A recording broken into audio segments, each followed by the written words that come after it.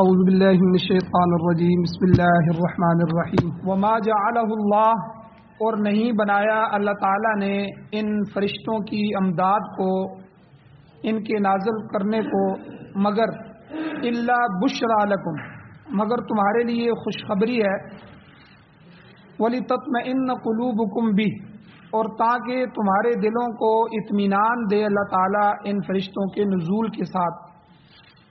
وَمَن نَّصْرُ إِلَّا مِنْ عِنْدِ اللَّهِ، اور نہیں ہے غلبہ، طاقت، جیت، مدد الا من عند اللہ، مگر اللہ کی طرف سے، اللہ کی جانب سے۔ العزیز، جو اللہ غالب ہے، الحکیم، اور کمال حکمتوں والا۔ اور یہ اللہ نے کیوں کیا؟ لیقطع، تاکہ اللہ تعالیٰ کاٹ دے، قطع کر دے، طرفم، ایک گروہ کو، من الذین کفروا، کافروں میں سے، اللہ ان کی گردنوں کو کٹوا دے، ان کو ہلاک کروائے، او یکبتہم، یا ان کو اللہ ذلیل کروائے، فینقلبوا خائبین، پس وہ لوٹیں خسارے کے ساتھ اور ناکام ہو کر۔ آگے اللہ فرماتے ہیں حضور کو مخاطب کر کے کہ اے میرے پیغمبر، لیس لک من الامر شیء، اے پیغمبر نہیں ہے آپ کے لیے اس معاملے میں کوئی اختیار، آپ کے لیے کوئی اختیار نہیں ہے اس معاملے میں کہ آپ لوگوں کو ہدایت دیں، آپ کسی کو خود ہدایت نہیں دے سکتے۔ او یتوب علیہم، یہ اللہ کے معاملہ ہے کہ اللہ تعالیٰ چاہے تو ان لوگوں کی توبہ کو قبول کرے، انہیں ہدایت دے دے، او یعذبہم، یا اللہ ان کو عذاب دے، تو جو عذاب کے قابل ہیں فإنہم ظالمون، پس بے شک وہ انتہائی ظالم لوگ ہیں۔ وَلِلَّهِ مَا فِي السَّمَاوَاتِ وَمَا فِي الْأَرْضِ، اور جو کچھ بھی آسمانوں میں ہے اور جو کچھ زمینوں میں ہے وہ اللہ ہی کی ملکیت میں ہے، وہ اللہ ہی کے لیے ہے۔ یغفر لمن یشاء ویعذب من یشاء، جسے چاہتا ہے اللہ بخش دیتا ہے اور جسے چاہتا ہے اللہ عذاب دیتا ہے۔ واللہ غفور الرحیم، اور اللہ تعالیٰ بخشنے والا ہے، مہربان۔ سورہ آل عمران کی 4 آیتیں 126، 127، 128 اور 129 یہ آپ کے سامنے تلاوت ہوئی ہیں، آپ نے ترجمہ سنا۔ ان کا پہلا حصہ درس کا کل کا گزر چکا ہے، کل کے درس میں، جس کا خلاصہ یہ ہے کہ اللہ تعالیٰ نے مسلمانوں کو یہ فرمایا کہ یہ جو ہم نے بدر میں فرشتے اتارے ہیں، تو فرشتوں کا کام آپ کے ساتھ مل کر لڑنا نہیں تھا، بلکہ فرشتے آپ کے دل کو تقویت دے رہے تھے، آپ کو خوشخبری سنا رہے تھے، آپ کی خوشخبری کے لیے تھا۔ الا بشرا لکم وَلِتَطْمَئِنَّ قُلُوبُكُمْ بِهِ، اور تاکہ ان نزول ملائکہ کے ساتھ اللہ تعالیٰ آپ کے دلوں کو اطمینان عطا فرمائے۔ اور کل کے درس میں یہ بات بیان ہو چکی تھی کہ جو فرشتے ہوتے ہیں ان کی ڈیوٹیاں ہوتی ہیں، ان میں سے بعض فرشتوں کی یہ ڈیوٹیاں ہیں کہ وہ لوگوں کے جو نیک لوگ ہوتے ہیں، ان نیک لوگوں کے، ایمان والوں کے دلوں میں اچھے خیالات ڈالتے رہتے ہیں، ان کو القاء کرتے رہتے ہیں۔ اسی وجہ سے ہمیں یہ جو نماز کی توفیق مل جاتی ہے، اس کی طرف دھیان آ جاتا ہے، اور بہت سی ایسی چیزیں جو نیک لوگوں کو نیکی کی طرف متوجہ کرتی ہیں، یہ فرشتوں کے القاء کی وجہ سے۔ اور ان کے مقابلے میں جو جنات ہوتے ہیں، شیاطین، سرکش، ان کا کام ہے وسوسہ اندازی کرنا، وسوسے ڈالنا۔ اللہ آخری صورت میں فرماتے ہیں الذی یوسوس فی صدور الناس، یہ وہ بدبخت ہیں جو لوگوں کے صدور میں، سینوں میں، دلوں میں وسوسے ڈالتے رہتے ہیں۔ من الجنۃ والناس، یہ جنوں میں سے بھی ہیں اور انسانوں میں سے بھی۔ بعض انسان بھی دوسرے انسان کو خراب کرتے رہتے ہیں، بس وہ ہر وقت کوئی نہ کوئی ایسی بات کہ اس کا نقصان ہو جائے، اس کو اس کے پیچھے لگا دیا، اس کو اس کے پیچھے لگا دیا، اس کی غیبت کی، اس کی چغلی لگائی، بس یہی لگائی بجائی والا کام ان کا رہتا ہے، اور یہی کام ان کا رہتا۔ اور یہ اکثر ایسے لوگ عورتوں میں بیٹھے رہتے ہیں، کیونکہ یہ کام اکثر عورتوں کا ہوتا ہے، وہ خسر پسر کرتی ہیں، ایک کی بات دوسرے کو بتائی، اچھا بہن یہ میں آپ کو بات بتا رہی ہوں لیکن آپ نے آگے کسی کو بتانا نہیں، وہ بھی اسی طرح پھر آگے کہتی ہے دوسری کو، اچھا یہ میں آپ کو بتا رہی ہوں لیکن آپ نے آگے کسی کو نہیں بتانا۔ تو کئی مردوں کی بھی یہ عادت ہوتی ہے۔ تو اللہ فرماتے ہیں کہ الذی یوسوس فی صدور الناس، وہ کہ جو لوگوں کے دلوں میں وسوسے ڈالتے ہیں وہ من الجنتی والناس، جنوں میں بھی سے ہو سکتے ہیں اور انسانوں میں سے بھی ہو سکتے ہیں۔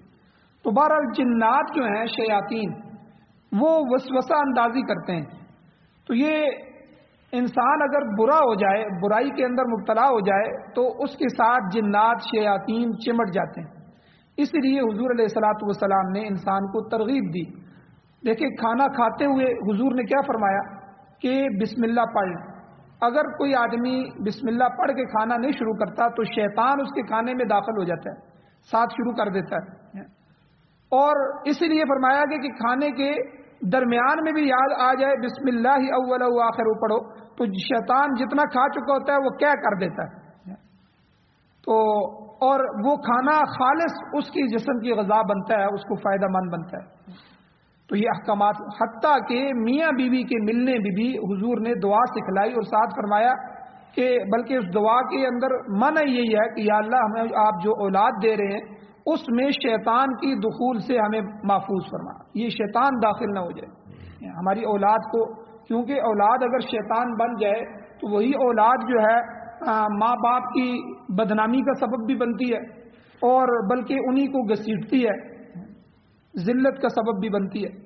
تو بہرحال تو یہ جو شیاطین ہوتے ہیں یہ وسوسہ انداز ہوتے ہیں، وسوسے ڈالتے ہیں۔ تو اللہ تعالیٰ نے فرمایا کہ غزوہ بدر میں یہ جو ہم نے فرشتے نازل فرمائے ہیں، وما جعلہ اللہ نے یہ فرشتے اس لیے نہیں نازل فرمائے الا بشرا لکم، مگر تاکہ تمہارے لیے خوشخبری سنائیں، تمہاری خوشخبری کے لیے ہے، وَلِتَطْمَئِنَّ قُلُوبُكُمْ بِهِ، اور تاکہ تمہارے دلوں کو اطمینان ہو۔ اور میں نے کل غزوہ یرموک کا واقعہ بھی بیان کیا تھا کہ حضرت عمر رضی اللہ تعالیٰ عنہ نے 5 جرنیل مقرر کیے بڑے بڑے صحابہ کو، انہوں نے جب جنگ میں تھوڑی سی شکست ہوئی اور صحابہ شہید ہوئے، انہوں نے کمک کے لیے کہ ہماری مزید مدد بھیجی جائے، کمک بھیجی جائے، مزید فوج بھیجی جائے، حضرت عمر رضی اللہ تعالیٰ عنہ کو خط لکھا۔ تو حضرت عمر نے ان کو دوبارہ خط کا جواب دیا کہ آپ نے اب دوبارہ مجھ سے فوج نہیں مانگنی، ہم نے غزوہ بدر میں حضور کے ساتھ جو جنگیں کی ہیں وہ آپ کو یاد نہیں ہے، چند نہتے لوگ تھے اور دوسری طرف کفر کا عظیم الشان لشکر تھا۔ ہم نے اللہ تعالیٰ سے جو امیدیں لگائیں، جو یقین اللہ کی ذات پہ کیا، جو اللہ سے مانگا، اللہ نے کس طرح مدد فرمائی، اس لیے تم بھی اللہ کی طرف رجوع کرو۔ تو یاد رکھیں یہ جو دعوت و تبلیغ کا مقصد ہے اس جماعت کا، یا ہمارے یہ جو قرآن کی تفسیر ہے کہ مخلوق کا تعلق مخلوق سے توڑ کر، بعض لوگ کہتے ہیں میں اپنی اولاد کو اس لیے پڑھا رہا ہوں کل بڑے ہو کر یہ میرے بڑھاپے کا سہارا بنیں گے، یاد رکھیں یہ بھی اللہ کی ذات کے ساتھ شرک ہے۔ آپ اپنی اولاد کو، اللہ کی ذات کو سہارے کو چھوڑ کے اپنی اولاد کا سہارا، ہو سکتا ہے کل وہ نالائق نکلے۔ ہم نے کتنی اولادوں کو ایسا دیکھا ہے کہ پھر خود والدین ان سے پناہ مانگ رہے ہوتے ہیں۔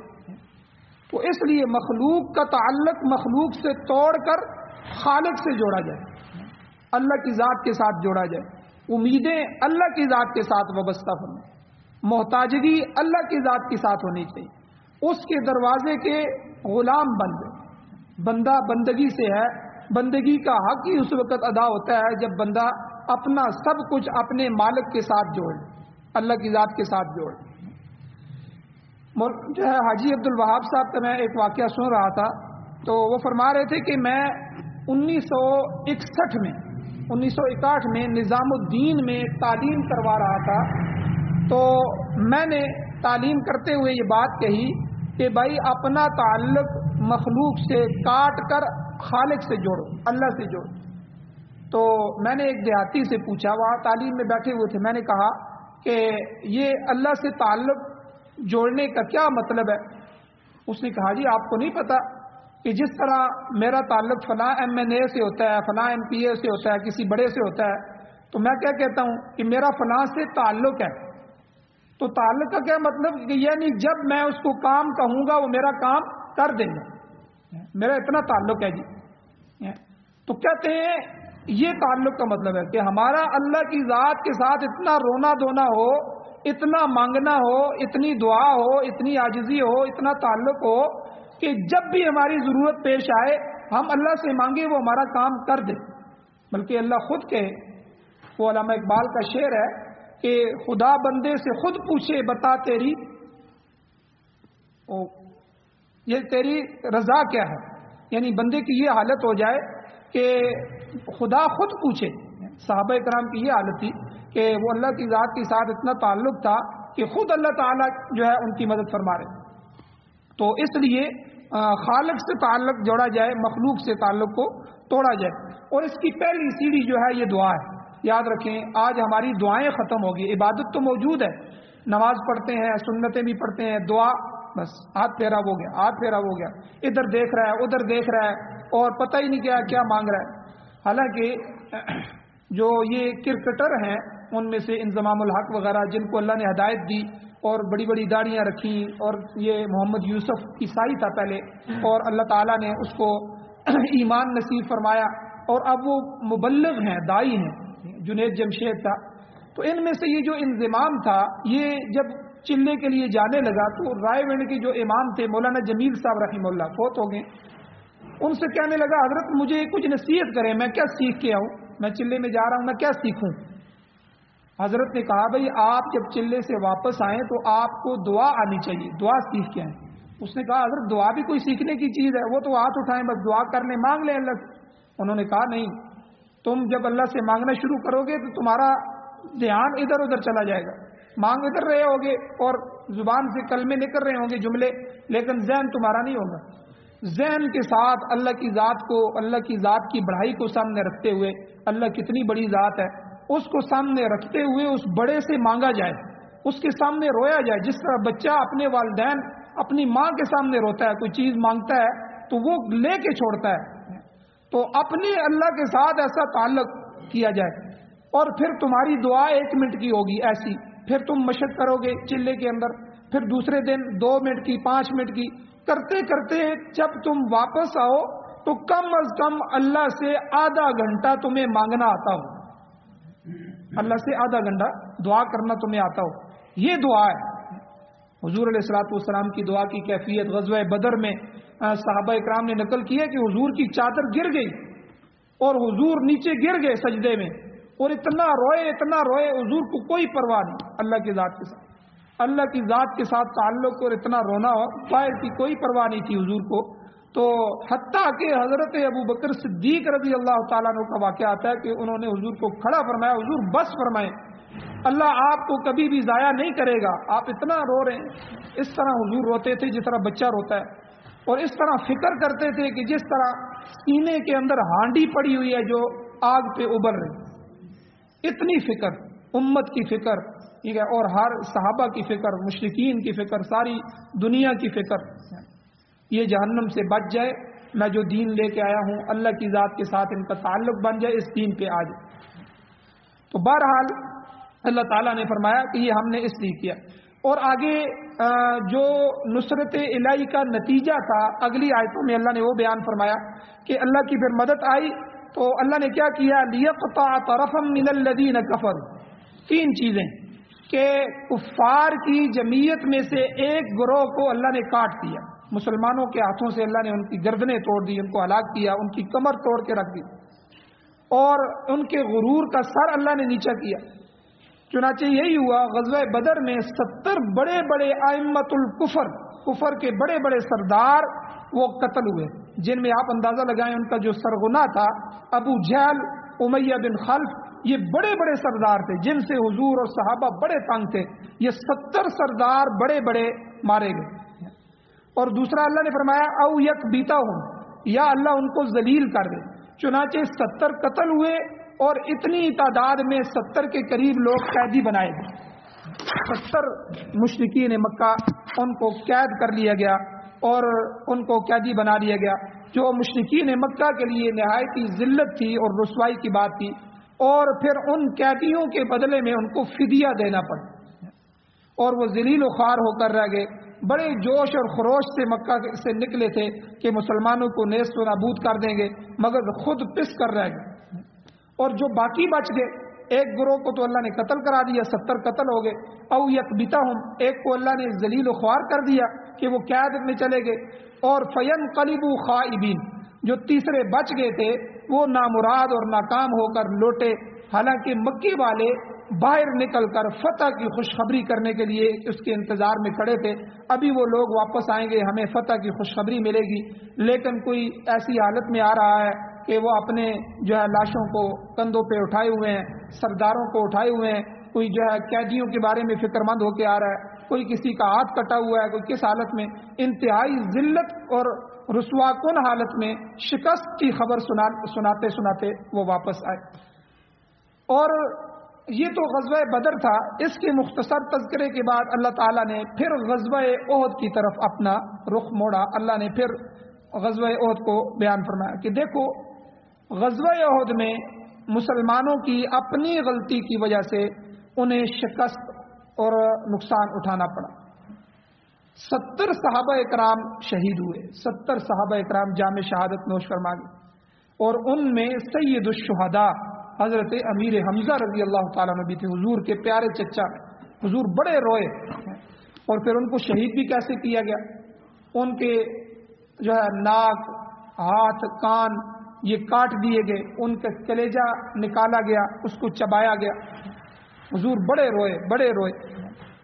خود حضور علیہ الصلوۃ والسلام اس جنگ میں زخمی ہو گئے۔ حضور کے کافر نے جب تلوار کا وار کیا تو جو حضور کا خود تھا، لوہے کا خود جو کڑیاں سی مل کے سر پہ پڑا ہوا تھا، وہ خود کٹ گیا، اور سر کے سامنے حصے سے نیچے پیشانی تک یہاں تک زخم آئے، اور دائیں طرف کے حضور کے جو نچلے 4 دانت تھے، ان دانتوں میں سے دوسرا دانت بھی شہید ہو گیا، ٹوٹ گیا۔ اور یہ جو زخم حضور کا تھا، یہ حضور کا زخم اتنا گہرا تھا کہ خون بند نہیں ہوتا تھا۔ مسلم شریف کی حدیث میں آتا ہے کہ حضرت فاطمہ الزہرا رضی اللہ تعالی عنہ ڈھال میں پانی لے کے آتی تھی، اور حضرت علی رضی اللہ تعالیٰ عنہ حضور کے زخم کو دھو رہے تھے، اوپر سے دھوتے تھے، نیچے سے پھر خون نکل آتا تھا۔ پھر ایک چٹائی پڑی ہوئی تھی، اس چٹائی کو جلا کے راکھ بنایا گیا، اس راکھ کو زخم میں بھرا گیا، پھر جا کے وہ زخم بند ہوا۔ پہلے زمانے میں یہ علاج کیا جاتا تھا کہ کوئی چیز گھاس، راکھ وغیرہ جلا کے اس کی جو راکھ ہوتی تھی وہ زخم پہ رکھتے تھے، تو چونکہ وہ راکھ ہوتی ہے وہاں زخم بند ہو جاتا تھا۔ تو آپ اندازہ لگائیں اتنا نقصان ہوا۔ اب ان حالات میں حضور علیہ الصلوۃ والسلام نے کافروں کے حق میں بد دعا کرنے کا ارادہ فرمایا۔ آپ کی زبان مبارک سے یہ الفاظ نکلے، حضور نے فرمایا کیف یفلح قوم، وہ قوم کیسے فلاح پائے گی، کیسے کامیاب ہوگی جس نے اپنے نبی کا سر زخمی کر دیا، حالانکہ وہ انہیں اپنے رب کی طرف دعوت دیتا ہے، یعنی اس کا کیا قصور ہے، وہ اللہ کی طرف بلا رہا ہے اور یہ اپنے نبی کے سر کو زخمی کر رہے ہیں۔ تاہم اللہ تعالیٰ نے بد دعا کرنے سے منع فرما دیا، آپ بد دعا نہ کریں۔ اور عجیب جملے اللہ نے فرمائے، اللہ نے کہا لیس لک من الامر شیء، اس معاملے میں آپ کے لیے کوئی اختیار نہیں، یعنی آپ کو حکم اور حکومت میں اختیار نہیں ہے کسی کو ایمان کی آپ توفیق عطا کریں یا کسی کو کفر پر اڑا رہنے دیں، یہ آپ نہیں کر سکتے، یہ سب اختیار اللہ نے اپنے پاس رکھا ہے، تو آپ کو اس میں کوئی دخل نہیں ہے۔ آپ کا کام کیا ہے؟ دعوت دینا، جہاد کرنا اور صبر کا دامن تھامنا، بس آپ اپنا کام کرتے رہیں، باقی کسی کو منزل مقصود تک پہنچانا، ہدایت دینا نہ دینا، یہ اللہ کا کام ہے، آپ کو اس میں اختیار نہیں۔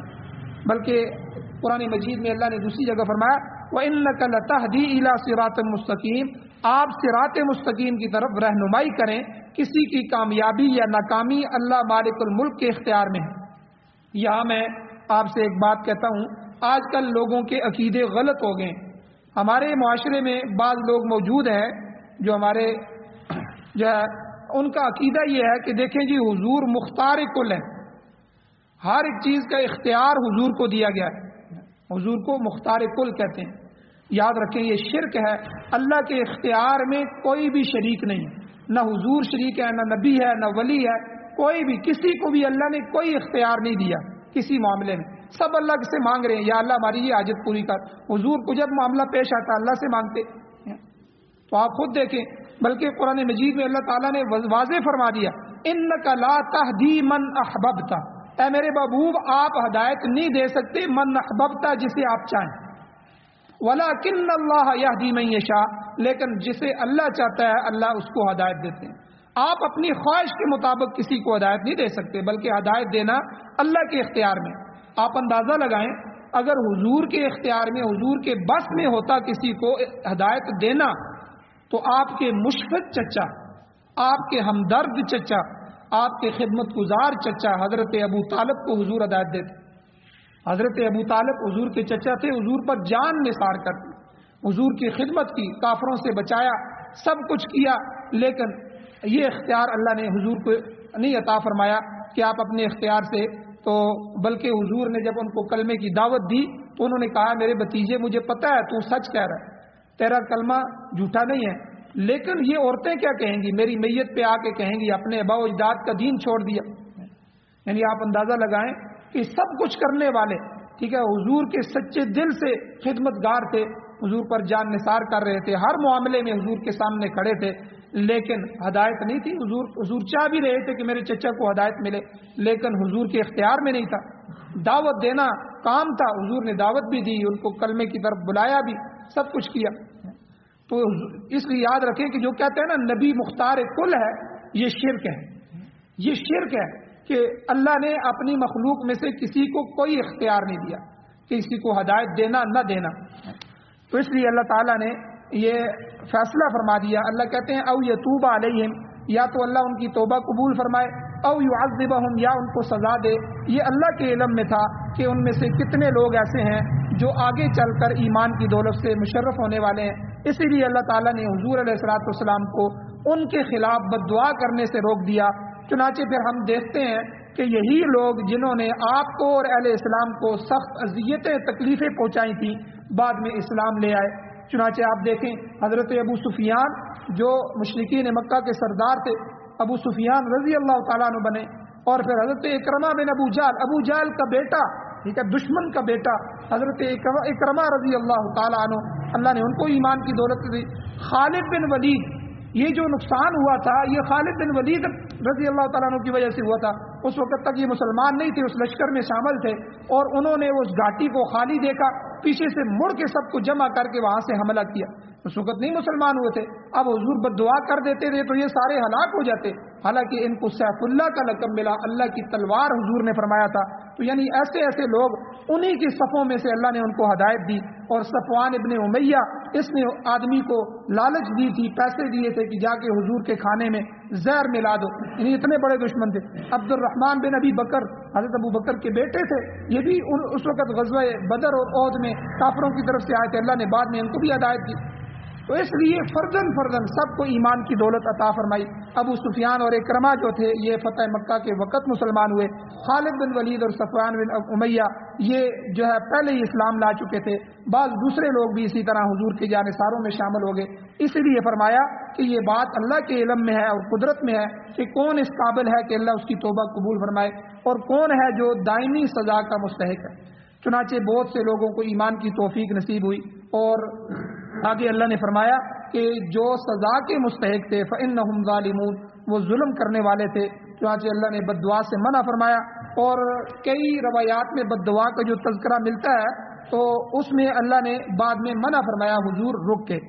آخری جملہ اللہ تعالیٰ نے فرمایا وَلِلَّهِ مَا فِي السَّمَاوَاتِ وَمَا فِي الْأَرْضِ، زمین و آسمان میں جو کچھ ہے وہ اللہ تعالیٰ کی ملکیت ہے، ہر چیز اسی کے تصرف میں ہے، ہر مقام پر حکم اور حکومت اللہ کی ہے۔ آپ تو اللہ کے احکام کی تعمیل کرنے والے ہیں، خدا کی خوشنودی کے کام سر انجام دینے والے ہیں، آپ دوسروں کے ذمہ دار نہیں ہیں، بلکہ قرآن میں اللہ نے حضور کو فرمایا لست علیہم بمسیطر، آپ ان پر دروغہ نہیں ہیں کہ آپ ان کو ایمان لانے پر مجبور کریں گے، بلکہ انما انت مذکر، آپ تو نصیحت کرنے والے ہیں، انما علیک البلاغ، آپ کے ذمے ہماری شریعت اور دین کا پہنچا دینا ہے، اور اس کے بعد وعلینا الحساب، ہمارے اوپر حساب لینا ہے، ہم ہی خود ذمہ دار ہیں، ہم خود ان سے حساب لیں گے۔ آگے اللہ تعالیٰ نے فرمایا چونکہ سب کچھ اللہ کا ہے، اس لیے یغفر لمن یشاء، وہ جس کو چاہے معاف فرما دے، توبہ کی توفیق عنایت کرے، اور وہ لوگ ایمان قبول کر لیں تو ان کی بخشش کا سبب بن سکتا ہے۔ چنانچہ اکثر لوگ ایمان کی دولت سے مالا مال ہو کر بخشش کے مستحق بنے، اور پھر جنہوں نے ایمان قبول نہیں کیا تو ان کے متعلق فرمایا وَيُعَذِّبُ مَن يَشَاءُ، وہ جس کو چاہے سزا دے، اور اس ضمن میں آپ پر کوئی ذمہ داری نہیں ہے، گویا اللہ تعالیٰ نے آپ کو تسلی دی کہ اگر یہ لوگ ایمان نہیں لاتے تو آپ دل برداشتہ ہو کر ان کے لیے بد دعا نہ کریں. واللہ غفور الرحیم، اللہ تعالیٰ بڑا ہی بخشنے والا ہے، مہربان ہے. وہ جس کو چاہے توبہ کی توفیق دے کر اس کو بخش دے، اس کے لیے بخشش کے دروازے کھول دے. آپ دیکھیں ہمارے ذمے اور پیغمبروں کے ذمے یہ کام کرنا ہے، دعوت دینا ہے. چاہے وہ 1000 سال بھی دعوت دے، ایک بندہ بھی مسلمان نہ ہو، یہ اس کے ذمے نہیں ہے کہ تم نے مسلمان کرنے ہیں. ہمارے ذمے ہے دعوت دینا، موت تک دعوت دینا. حضرت نوح علیہ السلام کو آپ دیکھیں، 1000 سال 950 سال جو ہے دعوت دی اور چند بندے مسلمان ہوئے، لیکن انہوں نے اپنا کام پورا کیا. اس لیے حضور کو بھی فرمایا آپ اپنا کام پورا کریں. اللہ جل شانہ سے دعا ہے اللہ ہمیں عمل کی توفیق عطا فرمائے. آمین. الحمدللہ رب العالمین والعاقبۃ للمتقین والصلاۃ والسلام علی رسولہ النبی الامی الکریم. یا اللہ ہماری کمیوں کوتاہیوں کو معاف فرمائیے، درگزر فرمائیے، صغیرہ کبیرہ گناہوں کو معاف فرمائیے. یا اللہ نبی علیہ الصلوۃ والسلام، اہل بیت، صحابہ کرام، تابعین، تبع تابعین، اولیاء اللہ، علماء کرام کی محبت نصیب فرمائی. ان حضرات کے نقش قدم پر چلنا ہمیں نصیب فرمائی. یا اللہ قرآن و سنت کا نظام ہمیں نصیب فرمائیے، قرآن و سنت والی حکومت نصیب فرمائیے. یا اللہ خلافت گئے ہوئے عرصہ گزر گیا ہے، یا اللہ ہم نے اس نظام کو نہیں دیکھا. یا اللہ اپنے قرآن و سنت کے نظام سے جو آپ نے ہمیں محروم کیا ہے، امارت اسلامیہ شریعہ، خلافت عثمانیہ جیسی خلافت ہمیں نصیب فرما. یا اللہ جو بیمار ہیں ان کو شفا عطا فرمائیے، جو ایمان کی حالت سے اس دنیا سے جا چکے ہیں یا اللہ ان سب کی بخشش فرمائیے. یا اللہ ہماری دعاؤں کو محض اپنے فضل و کرم سے قبول فرمائیے. صلی اللہ تعالی علی خیر خلقہ محمد و آلہ و اصحابہ اجمعین برحمتک یا